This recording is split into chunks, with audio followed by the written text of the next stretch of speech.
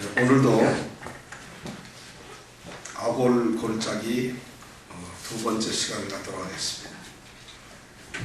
아골 골짜기가 지난주에 말씀을 드렸을 때 뭐라고 말씀을 드렸었죠?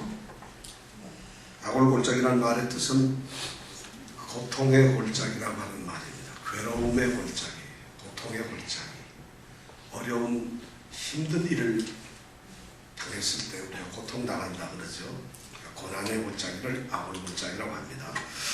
지난주 첫 번째 시간에는 이스라엘 백성들이 여리고 성의 승리를 만끽하면서 그 여리고 승리에 이제 그 승전보가 그 함성이 끝나기도 전에 여리고 성을 점령하기 위해서 올라갔다가 여리고성 점령 전투에서 실패를 하고 오히려 36명의 사망자를 내고 도망치는 이런 사건을 우리가 같이 생각을 했습니다. 그리고 나서는 여호수아와 이스라엘 백성의 장로들이 하나님께 회개의 기도를 드렸고, 그래서 하나님께서 그 회개의 기도를 하는 여호수아와 장로들에게 이제 그 해법을 말씀해 주시는 것을 우리가 또한 들었습니다. 그 해법의 내용이 뭔가 하면은 이스라엘 자손들이 하나님 앞에 범죄를 했기 때문에 너희들이 이 전쟁에서 도망할 수밖에 없고 질 수밖에 없었다는 것이었고, 이제 그 범죄의 문제를 해결하고 그 범죄자를 색출해서 그래서 그 사람을 돌로 쳐 죽임으로써 하나님의 노여움을 해결하라고 하나님께서 여호수아에게 말씀을 하십니다. 여기까지가 우리가 지난주에 생각했던 이 아골 골짜기의 전반적인 이야기입니다. 보통 우리가 여호수아서 이 7장을 말씀을 할 때에는 이것은 아이성의 전투에 대해서 이야기를 하는 것이다 이렇게 생각을 하고 있는데, 사실 어떻게 보면은 아이성 전투는 물론 중요한 팩트이긴 하지만은 그 아이성 전투 자체가 하나님께서 지금 생각하시는 그 하나님의 뜻에서는 맞지 않는 것이었어요. 하나님이 지금 이 7장에서 말씀을 하고 있는 것은 가장 중요한 것이 뭐냐면 이스라엘 백성들, 하나님이 선택하신 이스라엘 백성들과 그리고 이스라엘 백성을 선택하신 그 하나님과 백성과 하나님의 관계가 어떻게 세워지는가 하는 것이 하나님에게는 더 큰 관심이었고 하나님의 뜻이었습니다. 그런데 이스라엘 백성들은 그런 생각을 하지 않았다는 것이죠. 이 대단한 이 성전을 하면서 거룩한 전쟁을 하면서 이스라엘 백성들이 그런데 실패를 했다는 것입니다. 그래서 하나님께서는 이 전쟁 패배의 원인을 이스라엘 자손의 범죄로 규정을 하시고 그 패전에 대한 책임을 이스라엘 백성들에게 물으셨습니다. 그런 것이 바로 뭐냐면 범죄자 색출을 해서 그를 처단하고 하나님 앞에서 거룩하고 완전하게 되라는 것이었습니다. 그렇게 해서 이제 그런 명령이 떨어지고 나니까 16절부터 보면은 이제 그 일이 벌어지기 시작합니다. 자, 16절부터 18절 말씀까지 우리가 한 목소리를 읽도록 하겠습니다. 16절부터 18절 말씀까지 다시 읽겠습니다. 이에 여호수아가 아침 일찍이 일어나서 이스라엘 그 지파대로 가까이 나오게 하였더니 유다 지파가 뽑혔고, 유다 족속을 가까이 나오게 하였더니 세라 족속이 뽑혔고, 세라 족속의 각 남자를 가까이 나오게 하였더니 삽디가 뽑혔고, 삽디의 가족 각 남자를 가까이 나오게 하였더니 유다 지파 세라의 증손이요 삽디의 손자요 갈미의 아들인 아간이 뽑혔더라. 누가 뽑혔나요? 아간은 사람의 이름이죠. 자, 아간은 누구의 아들인가요? 누구의 증손자인가요? 세라의 증손. 제가 그럴 줄 알고 일부러 누구의 손자라 안 그러고 증손자인가 딱 띄어서 물어봤어요. 그러니까 말씀을 얼마나 잘 들으시느냐 이걸 보기 위해서 제가 일부러 건너뛰었는데 역시 저의 낚시에 걸렸습니다. 그러니까 성경 말씀을 사실 잘 읽어야 되는 거죠. 하나님께서 이제 지파를 먼저 나오게 하고 그 다음에 족속을 나오게 하고 그 다음에 집안을 나오게 하고 그 다음에 그 집안의 남자를 나오게 해서 차례대로 이렇게 나오게 해서 그 중에 범인을 색출하는 이런 방법을 하나님이 지금 쓰고 계시는 거예요. 근데 이 방법이 뭐냐면 어떻게 했을 것 같아요, 하나님? 예를 들어 나오면은 12지파가 딱 나오면은 12지파의 한 지파를 뽑아야 되는데 어떻게 뽑았을까요? 지금 누구를 뽑는 거 같죠? 범죄자를 찾아내는 것이죠. 그럼 하나님께서 어떻게 뽑았을까요? 어떻게 했을까요? 이렇게 침을 탁 뱉어가지고 탁 치어서 튀기는 사람한테 뽑았을까요? 그럼 딱 이렇게 세워놓고 고개 탁 숙인 다음에 돌을 던져서 머리에 딱 맞는 사람을 했을까요? 어떻게 했을까요? 하나님 다 아시고 계시니까. 너무 정답을 얘기하니까 그 다음에 할 말이 없죠. 하나님 다 아시는데 뭐하러 우리가 공부를 하겠어요? 하나님이 다 아시는데 제비뽑기를 했어요. 그러면 성경에는 제비뽑기가 하나님의 뜻을 아는 좋은 방법이거든요. 근데 제비를 어떻게 뽑는가 하면 제비를 이렇게 만들어서 하나씩 뽑는 게 아니고 이스라엘의 이 당시에 제비뽑기는 이렇게 했대요. 하얀 돌하고 까만 돌 두 개를 똑같이 생긴 돌을 이렇게 갈아서 무게도 똑같은 이런 걸 만들어가지고 주머니에 넣습니다. 그리고는 이제 질문을 합니다. 이정은 집사님, 이거 훔쳤죠? 그럼 대답을 하는 게 아니라 그 안에서 하얀 걸 까만 것 중에 하나를 꺼내야 됩니다. 근데 하얀 돌을 꺼내게 되면은 하나님께서 예 이렇게 하고 대답을 했던 거가 되는 거, 긍정을 하는 거고, 까만 돌을 꺼내면은 부정을 하는 것이에요. 그러니까 만약 이정은 집사님이 뭘 잘못했다 그런데 하얀 돌을 쓱 꺼냈다 그러면 하나님이 범인이다 이런 뜻이에요.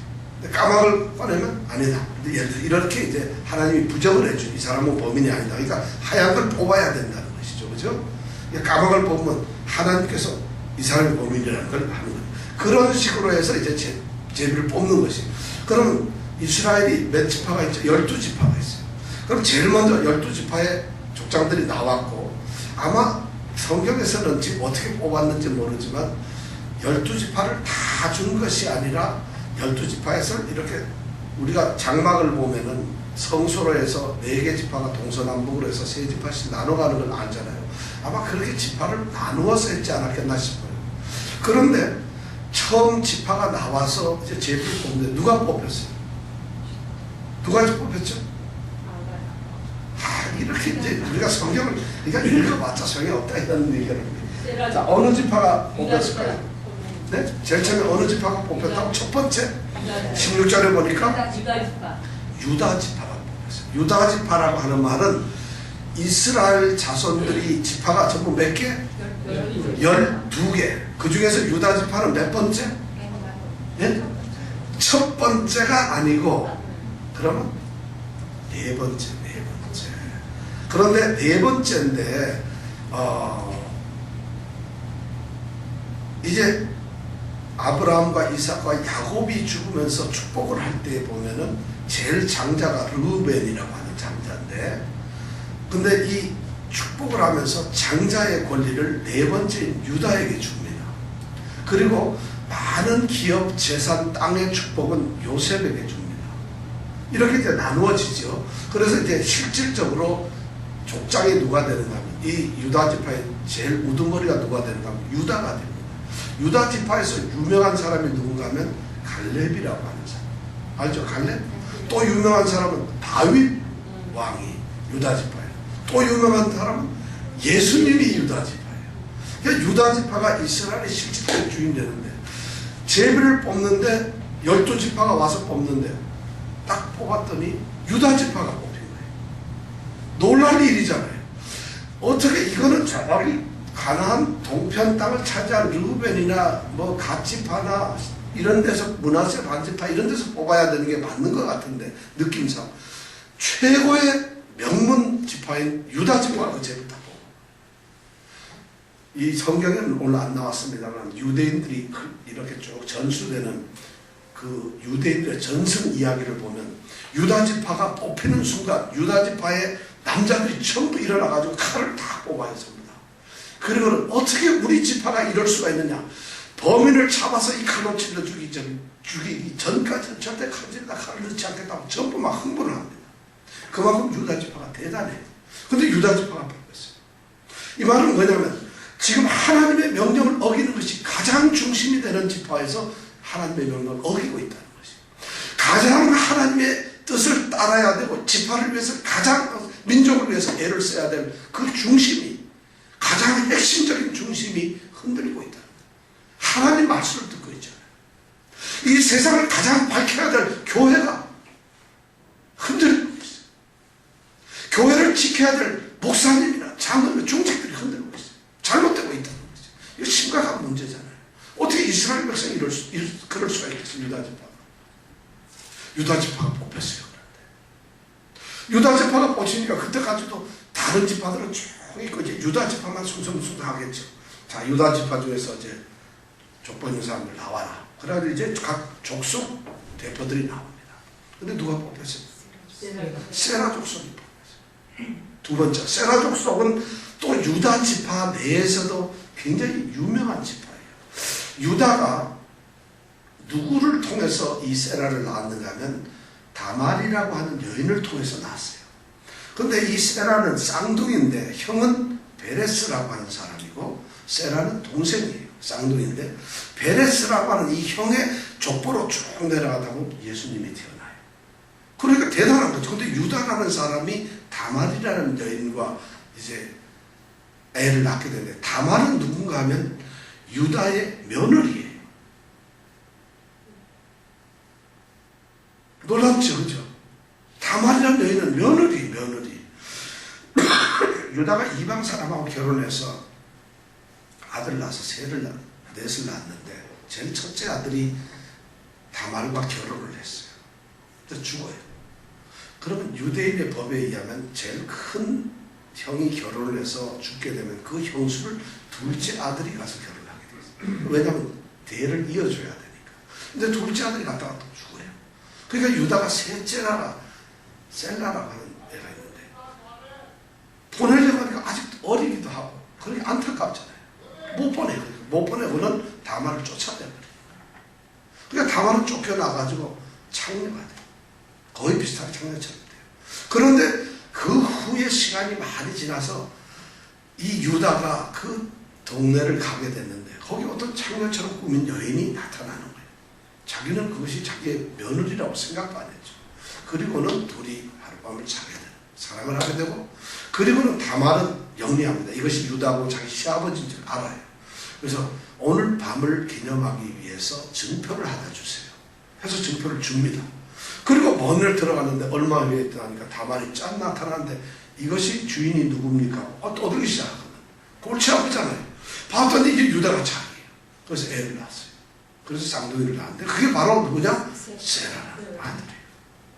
그럼 예수님의 족보에서 이 베레스, 이 세라의 형인 베레스가 예수님 족보에 들어가 있는 조상이에요. 그럼 예수님의 조상은 누구? 베레스가 한 사람이라니까. 예수님의 족보를 나중에 우리가 설명할 일이 있으면 한번 설명드리는데 상당히 가슴 아픈 일이죠. 그래서 세라는, 그런데도 이 유다 지파의 세라, 이 베레스 집안은 대단한 명문가정이니까 이게 딱 뽑히는데 세라가 뽑히는 거예요. 그러니까 어떻게 했어요? 지금 막 더 유다 지파가 뽑힌 것만 해도 좋은, 참 그것도 불행한데 거기에서 대단한 명문 지파가 또 이 족속이 뽑히니 어떻게 했어요? 그리고 또 지나갑니다. 그 다음에 누가 뽑혀요? 남자들 나오라 해서 삽디. 그 다음에 누가 뽑혀요? 그 다음에는 이제 남자를 다 나와라. 그래서 남자를 뽑았는데 누가 뽑혔어요? 자, 아가리 그렇게 해서 뽑혔어요. 이 성경을 보면서 왜 하나님은 이런 방법을 쓰셨을까?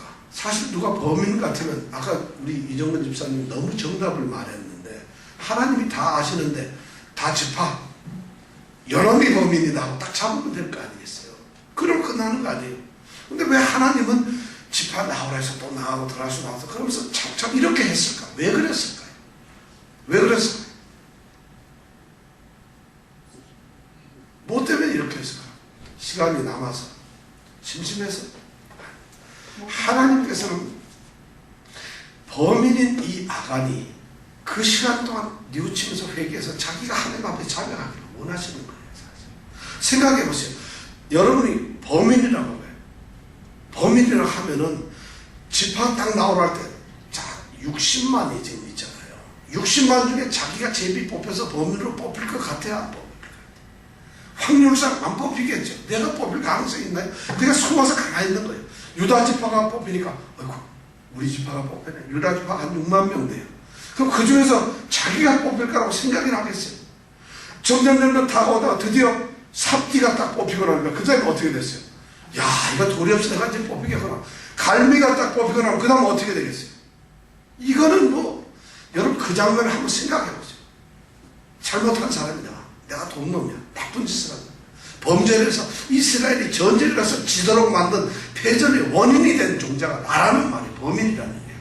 내가 실수를 해서 이스라엘 자손이 하나님께 징계를 받아서 전쟁을 해서 사랑하는 동족 36명이 전사하는 이런 참 이스라엘이 최초로 처음으로 패전한 이 아이성 전투에서 그 전범의 핵심적인 전범 패전자가 바로 나라는 생각을 한다면 두렵지 않겠습니다.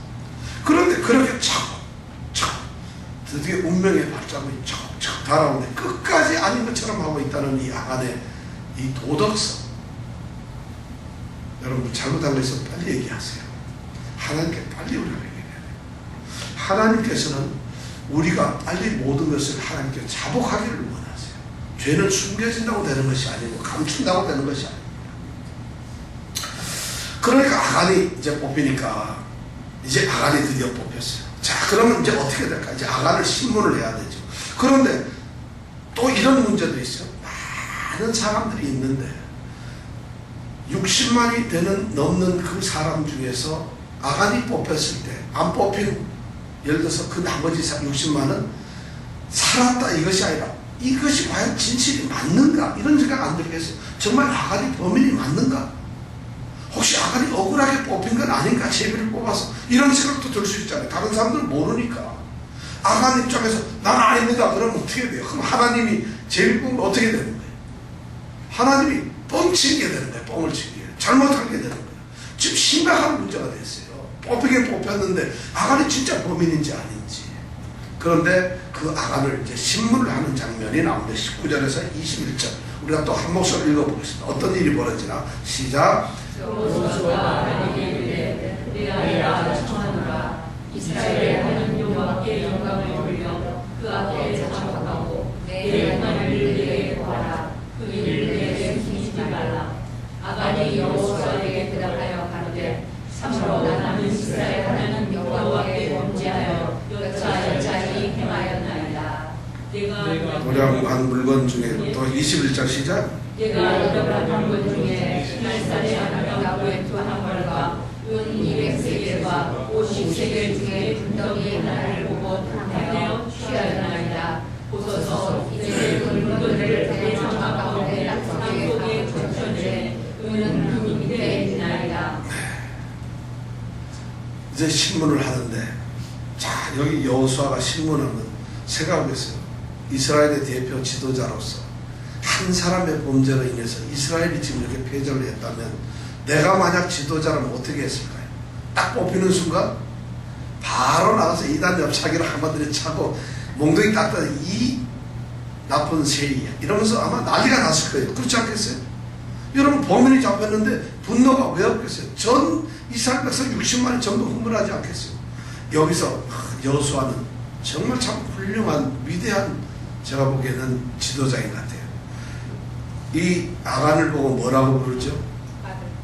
내 아들아.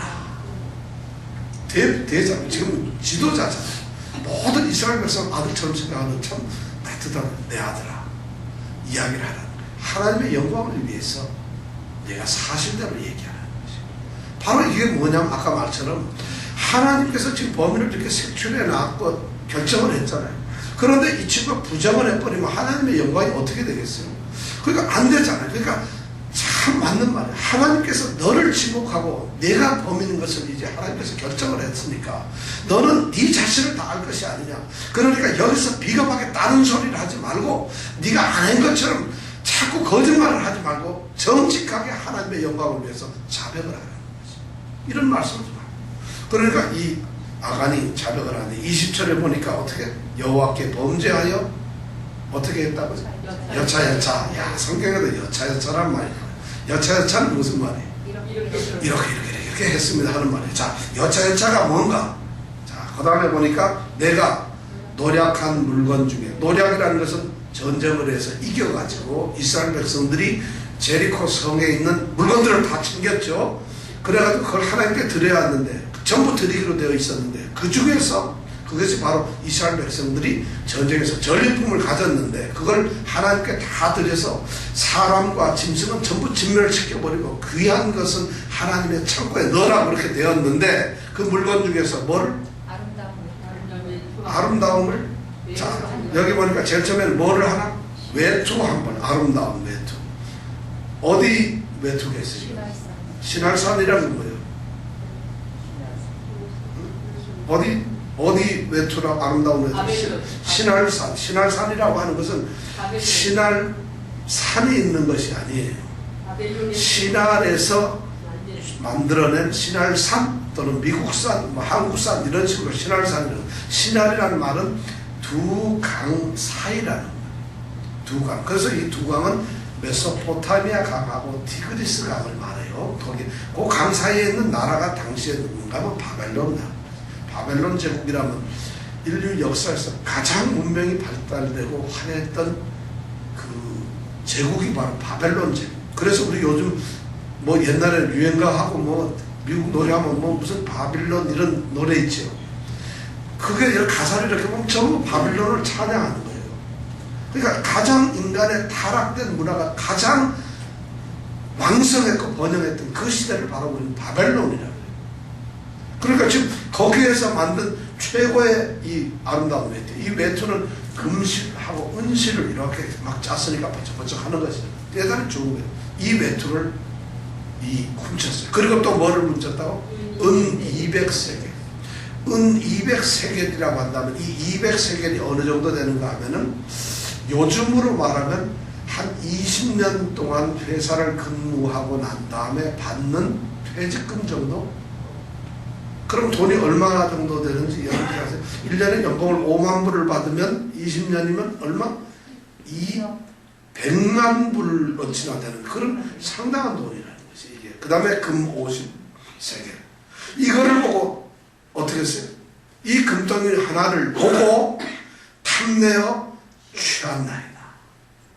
여기에서 범죄가 문제가 생겨요. 자, 이 범죄가 형성되는 거 보면 중요한 단어가 3개가 나오는데 뭐? 보고 탐내어 취한나이다.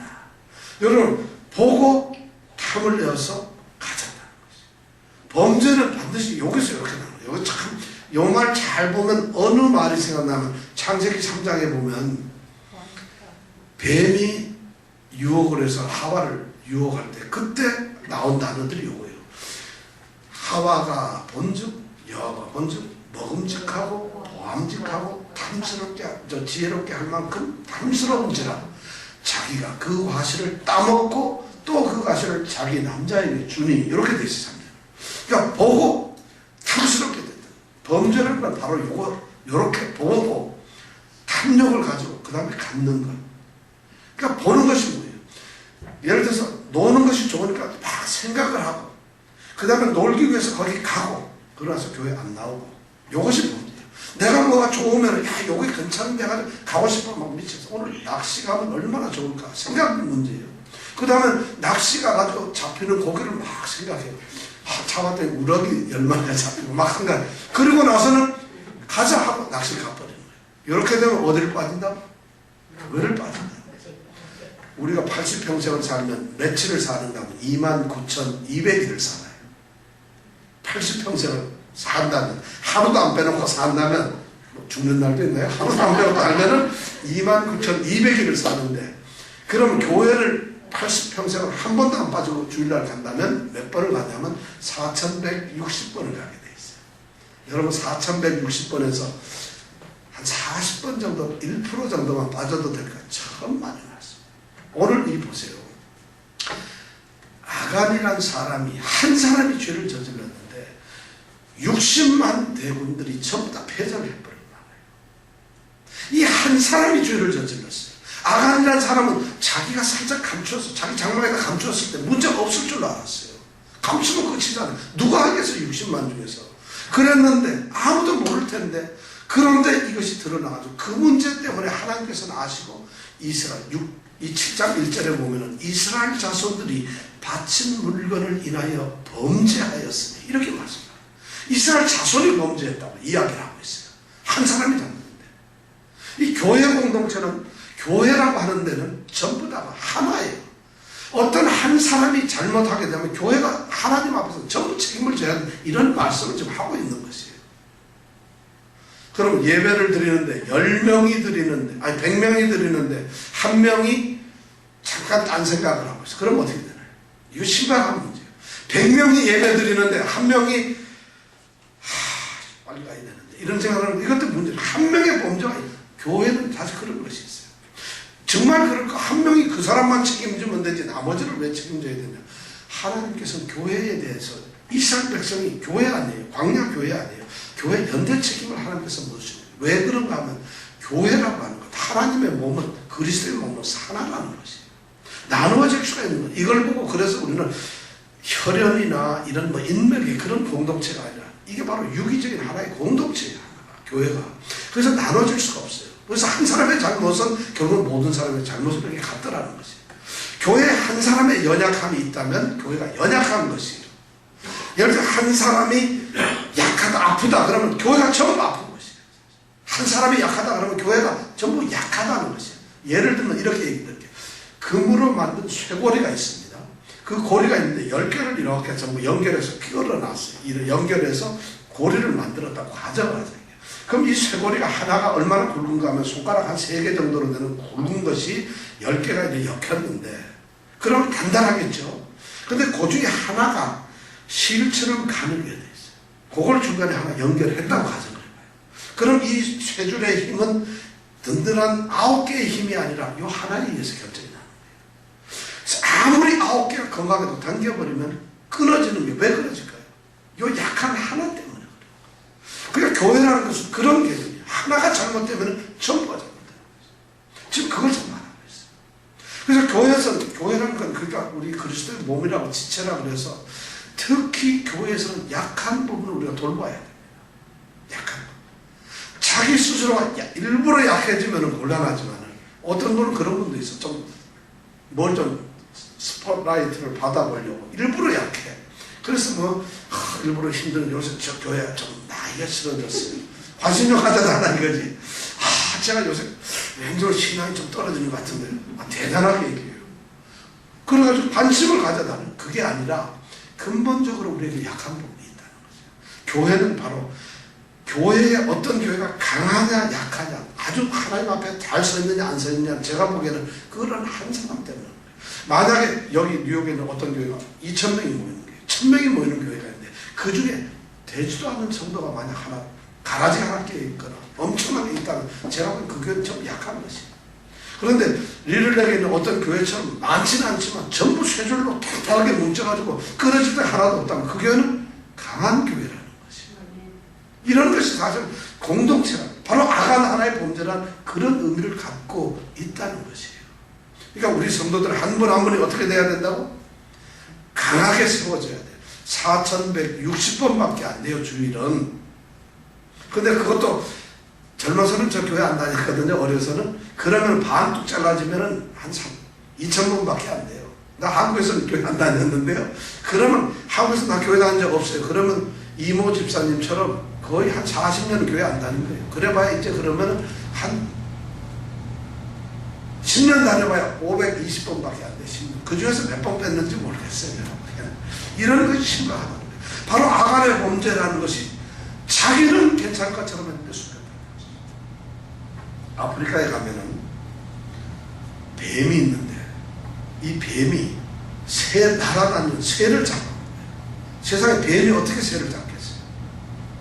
뱀이 있는데 나무 속에 기어다니는 땅속에서 꿀렁꿀렁하는 뱀인데 그렇게 크질 않아요. 뭐 뱀이 엄청나게 커가지고 그런 것도 아닌데 이 뱀이 날아다니는 새를 잡아. 그럼 새가 쫙 꼭대기 올라가면 점프를 팍 해서 딱 목을 잡고 했으면 좋겠는데 그게 아니라는 거예요. 어떻게 잡아먹겠어요? 자, 기어다니는 뱀이 어떻게 날아다니는 새를 잡을까? 독을 품어서. 그것도 뭐 맞는 것 같아요. 독을 품어서. 여러분 한번 상상을 해보세요. 어떻게 잡겠어요? 땅에 기어다니는 뱀이 쫙 공중에 있는 새를 잡아먹는 거야. 어떻게 잡아먹어요? 새가 떨어지면 그건 맞는 얘기예요. 이런 이 동물학자들이 연구를 해봤는데 이 새에게는 이 뱀에게는 눈이 문제였어요. 눈이 어떤 눈을 가지고 있었을까요? 뱀눈을 가지고 있다. 그걸 몰랐어요. 나는 여우눈을 가졌지 않았는데 뱀눈을 가졌구나. 뱀이 뱀눈을 가졌어요. 근데 뱀눈을 가졌는데 어떻게 눈이 문제야. 눈을 가지고 눈으로 쳤잖아. 눈이 뭐냐면 너무 아름다워요. 이 뱀 눈이 너무 화려하고 아름답고 너무 새들이 그 눈을 보면 반해버려요. 눈을 보는 순간에 새들이 글로 내려오는 거예요. 그 눈 때문에. 그러면 다 여기 딱 네버스가 딱 잡아먹어요. 그런 뱀이 있다는 것이에요. 조심하세요. 눈이 아름다운 사람을 조심하세요. 하나님 눈이 개슴치레했던 사람, 이런 사람은 더 조심하세요, 사실은. 근데 눈이 이제 그렇게 문제인데, 이게 뭐냐면, 제가 뭔데요? 보는 것이 문제예요. 우리 눈에 아름답게 보이고, 우리 귀에 듣기 좋게 보이고, 우리 입에 맛있게 보이고, 이런 걸 조심하라는 거죠. 오늘 성경 말씀을 보니까, 이 아간이 고백하는 거 보니까, 21절에 보니까, 보고, 탐내요, 취한나이다. 여러분, 보는 것을 진짜 조심하세요. 그 다음에 보고 나서 마음에 일어나는 이 탐심을 여러분, 그때까지만 해도 탐심은 또 우리가 드러나는 범죄는 아니잖아요. 혹시라도 그 행동으로 취하지 마세요. 중요한 단어가 여기 들어가 있어요. 이 세상의 모든 범죄는 바로 보고, 탐내고, 취하는, 여기서 끝나는 거예요. 보는 거에 무슨 죄겠어요? 근데 가능하면 아닌 것을 보지 마세요. 나는 사진을 좋아해야 한다고 해서 사진 들고 다다 보면 잘못됩니다. 나는 그런데 벤츠 차가 좋아하고 벤츠를 밝히다 보면 벤츠에 문제가 생깁니다. 이건 지우세요. 벤츠는 어느 상품명이니까 지우세요. 그만큼 보는 것이 중요해요. 우리 성도들은 거룩한 본향을 사모하면서 하나님의 아름다운 것을 볼 수 있어요. 그러니까 영의 눈이 밝아지게 되면 세속적인 것을 안 보게 되는 것이죠. 그렇다면 우리가 탐내야 될 건 뭐예요? 열심히 싸워서 탐내야 될 것은 천국이에요. 우리의 구원을 탐내야 되는 거죠. 그럼 그것을 얻어내야 되는 것이지 세속적인 것이 아니라는 거죠. 자, 이렇게 해가지고 이 아간이 고백을 한다 보니까 자기 장막 속 땅속에 숨겼대요. 자, 그래가지고 22절부터 23절에 보면은 이제 수배를 해가지고 보냅니다. 자, 22절에서 23절, 그래서 수배를 하러 갑니다. 한번 22절에서 23절 한번 두 절 읽어보겠습니다. 시작. 이에 여호수아가 사자를 보내매 그의 장막 위에 달려가 본즉 물건이 그의 장막 안에 감추었는데 은은 그 밑에 있는지라 그들이 그것을 장막 가운데서 취하여 여호수아와 이스라엘 모든 자손에게로 가져오매 그들이 그것을 여호와 앞에 놓으니라. 숨겼던 것이 드디어 장막에서 찾아냈어요. 자기는 자기 혼자 갈 줄 알았지만 천만의 말씀 다 드러나고 그리고 이스라엘과 이스라엘 자손들 앞에 가져오니까 그것을 어디에 두었다고? 여호와 앞에. 하나님이 딱 내려와서 여기 가져왔구나 이랬을까요? 이거는 아마 여호와 언약궤, 이 법궤 앞에다 갖다 두었을 거예요. 왜냐하면 법궤, 이 언약궤는 여호와의 임재 상징을, 하나님이 거기 계신다는 것을 우리가 나타내기 때문에 그 앞에다 갖다 두었다는 거죠. 드디어 물건을 찾아. 자, 이제 여호수아는 범인 색출을 했고, 그리고 그 범인 색출에 대해서 신문을 했고, 신문을 한 다음에 그 죄에 대한 증거인 장문을 드디어 확보를 했죠. 그러니까 이제 범인이 확정이 되었죠. 그럼 이 확정된 범인을 어떻게 처리를 할까요? 자, 24절부터 우리 26절 마지막 절까지 한번 읽어보겠습니다. 시작. 여호수아가 이스라엘 모든 사람으로 더불어 세라의 아들 아간을 잡고 그 은과 금덩이와 그 아들들과 딸들과 소들과 나귀들과 양들과 장막과 무릇 그에게 속한 모든 것을 이끌고 아골 골짜기로 가서 여호수아가 가로되 내가 어찌하여 우리를 괴롭게 하였느뇨 여호와께서 오늘날 너를 괴롭게 하시리라 하니 온 이스라엘이 그를 돌로 치고 그것들도 돌로 치고 불사르고 그 위에 돌 무더기를 크게 쌓았더니 오늘날까지 있더라.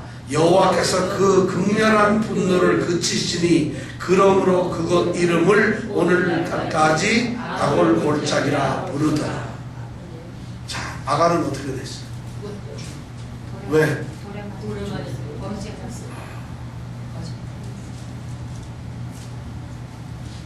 범죄의 결과가 지금 이렇게 되고, 그래서 이 아간은 돌에 맞아 죽고 불에 타서 죽게 되고 집안이 폐가 망신했어요.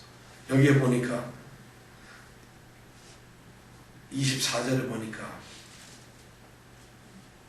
이스라엘 모든 사람들이 세라의 아들 아간을 잡고 그 은과 외투와 금덩이와 그 아들들과 딸들과 소들과 나귀들과 양들과 장막과 무릇 그에게 속한 모든 것을 이끌고, 그러니까 아골에게 속했던 이 아간에게 속했던 것은 아들, 딸 다 무섭죠? 훔쳤던 것 모든 것 다 가져갑니다. 장막, 소, 양, 짐승들, 재산이란 재산 다 가져가. 아간의 이 땅에 남는 것이 하나도 없어요. 그리고 그것을 끌고 아골 골짜기로 가서 거기에서 돌로 쳐서 죽이고 그들을 불태우고 거기에 돌무덤이 하나 세워지게 됩니다. 이것이 하나님께 대한 범죄에 대한 결과였어요.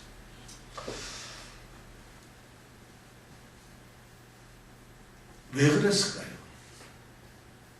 왜 이렇게 하나님께서는 그냥 아간만 죽이면 되잖아요. 여기 보면 누구 다 죽였어요. 근데 여러분들 성경에 예리하게 보는 사람은 이렇게 보다가 아내는 빠졌네요. 그죠? 세라의 아들 아간을 잡고 그 은과 외투와 금덩이와 그 다음에 아내와 이렇게 나와야 되는데 갑자기 그 아들들과 딸들과 소들은 아내는 살았네요. 이렇게 말하는 성경학자, 그래서 성경학자들이 막 연구를 해가지고 아들과 딸은 아버지의 소유권이지만은 아내는 소유권이 아니기 때문에 괜찮다. 그래서 살았다. 이렇게 해석은 각자 멋대로 하는데 아내 이름 여기 쓰이지만 않았을 뿐이 아내도 당연히 죽었다는 것이죠. 당연히 죽었다는 것이죠. 그러니까 이것이 너무 잔인하지 않아요? 아간만 잘못했는데 아간의 아들이 무슨 죄가 있었어요? 아간의 딸이 무슨 죄가 있었어요? 아니 나만 한 대 맞으면 되지. 우리 서연이는 왜 때려요? 우리 슬아는 왜 때려요? 나만 한 대 때리면 되지. 근데 오늘 보니까 아간은 그걸 항변을 할 만하잖아요. 왜 아간 내가 잘못했으면 나만 죽이면 되지. 더군다나 이 신명기 11장에 가보면은 하나님께서 명령하신 그 율법에 보면 뭐라 되어 있냐면 내 아비의 죄를 아들에게 묻지 말라는 것이에요. 아버지 죄는 아버지에서 끝내라는데 여기에 보니까 모든 사람을 다 죽여버리거든요. 가족들을. 왜 이럴까요? 여기에서 하나님의 참 그 거룩하시네요. 하나님께서는 여리고성을 점령할 때 뭐라고 그랬어요? 거기에서 내게 바쳐진 것들, 이걸 헬라어로 아주 히브리어로 헤렘이라고 하는데 내게 바쳐지는 것은 무조건 바치라는 것이에요. 하나도. 근데 바쳐졌다는 그 말은 제가 지난주에 얘기했지만 진멸이에요. 완전히 멸해버리는 것이에요. 그래서 아비고 딸이고 아들이고 어린애고 노인이고 사람을 그 여리고성에 있는 사람들은 다 진멸하는 것이에요. 소, 양, 돼지, 모든 것을 다 진멸하는, 집이고 다 불태우는 것이에요. 오직 귀금속과 같이 있는 것만 하나님의 전에다가 드려요. 이것이 하나님께서 원했던 명령이었는데, 그런데 그것을 어겼으니까, 그걸 어기게 되면 하나님이 뭐라고 얘기를 했죠, 그 당시에? 이것을 만약 어기게 되면 그 모든 벌이 너에게로, 어긴 그 사람에게 돌아갈지라는 거죠. 이것이 하나님의 헤렘이라는 법이죠. 그걸 어기면 네가 이 여리고 성에 있는 그 백성이 아니라 바로 내 자신이, 어긴 내 자신이 바로 여리고의 백성이 될 것이라는 이런 말씀을 하신 거죠. 하나님 거룩하시고 온전하신 분이기 때문에 그것을 원하셨던 거죠. 순결하고 깨끗하고 온전하게 그것을 원하셨던 거죠. 이스라엘 백성이 사실 죄를 짓지 않았고 아간이 하나를 죄였지만 이것이 공동체의 죄가 됩니다. 그리고 하나님께서는 이 진멸의 그 하나님 원리처럼 하나님을 대적하는 하나님의 원수에게 행하시는 그 법을 그대로 이스라엘 백성에게도 하나 있다는 것이에요. 내가 이스라엘 백성이기 때문에 나에게 예외가 되는 것이 아니에요. 내가 하나님을 믿는 하나님의 백성이기 때문에 하나님의 원칙, 하나님의 법은 내게 예외가 될 수 있다는 이런 생각이 잘못된 것이에요. 우리가 예수를 믿기 때문에, 예수 안에 있기 때문에 하나님의 법을 어겨서 된다는 것이 아니에요. 하나님의 법은 믿든 안 믿든 공평하신 하나님이라는 것이에요. 지금 그 교훈을 얘기를 해주고 있는 거예요. 우리 하나님 앞에 거룩해져야 될 필요가 있어요. 하나님께 완전해야 될 필요가 있어요. 그럼 이거를 왜 아골골짜기라 했을까? 이 아골골짜기를 보면서 이스라엘 백성 중에 범죄한 자, 교회 안에서 범죄한 자가 있으면은 아골골짜기처럼 돌로 쳐서 죽이라는 이런 뜻이었을까요? 그것이 아니죠. 이것을 보면서 범죄하지 마라, 죄짓지 말라고 이야기를 하는 것이죠. 아마 이스라엘 백성들은 이 돌무덤이 또 하나 있어요. 어디에 있죠? 이 돌 기둥이 세워진 것이 길갈에서, 요단강에서 세워진 걸 봤죠. 그때는 뭐였어요? 그 기둥은 뭐였어요? 누가 이 강을 건너게 했느냐, 요단강을. 그때 후손들에게 얘기하기를 전능하신 하나님께서 범람하는 요단강을 우리 이스라엘 백성들을 이끌고 이 강을 건너게 했다는 것을 보여주기 위해서 돌벽을 세웠어요. 그 돌무덤, 돌베개를 세웠다고 해요. 돌을 타고. 근데 오늘 이 아골 골짜기를 만들면서 돌무덤을 만들었다. 이게 지금 여리고성 근처에 가면 지금도 있습니다. 이것을 보면서 이스라엘 백성들이 뭘 느껴야 되겠어요? 하나님은 신실하시다. 전쟁은 하나님께 순종해야만 한다. 하나님께 범죄한 자는 하나님께서 반드시 징계를 하신다. 하나님 앞에 우리가 온전히 세워야 전다 한다는 것을 바로 이 아골골짜기가 우리에게 말하고 있다는 것이고, 오늘 우리 사랑하는 성도들께서 이 아골골짜기를 생각하면서 우리의 모습이 하나님 앞에 순결하게 세워지기를 원합니다. 그래서 이런 걸 보면서 하나님, 그러니까 우리가 기도하는 것이, 하나님 성령을 보내셔서 내가 하나님의 뜻에 합당하게 살 수 있도록 능력을 주세요. 그리고 내가 잘못해서 하나님 용서해 주시고 하나님 나를 불쌍히 여겨주세요. 나를 불쌍히 여겨주세요. 이렇게 기도를 해야 된다. 그래서 하나님 은혜로서 우리의 부족한 점, 그거보다 더 흉악한 죄인임에도 불구하고 예수 그리스도를 통해서 구원하신 그 하나님이 우리의 모든 죄를 또한 용서하시고 우리와 함께 하실 것을 믿고 우리가 회개하는 것이 바로 이 아골골짜기는 우리에게 그런 것을 상징해주고 있다는 것입니다. 이 시간 우리가 말씀 마치면서 함께 기도합니다. 여러분들, 우리 눈앞에 아골골짜기를 그려보세요. 제가 지난주하고 이번 주까지 말씀드렸던 것이 바로 아골골짜기입니다. 우리에게는 그런 것이 없나요? 우리는 얼마나 무감각한지 몰라요. 믿음생활, 신앙생활 한다. 이스라엘 백성들이 누구예요?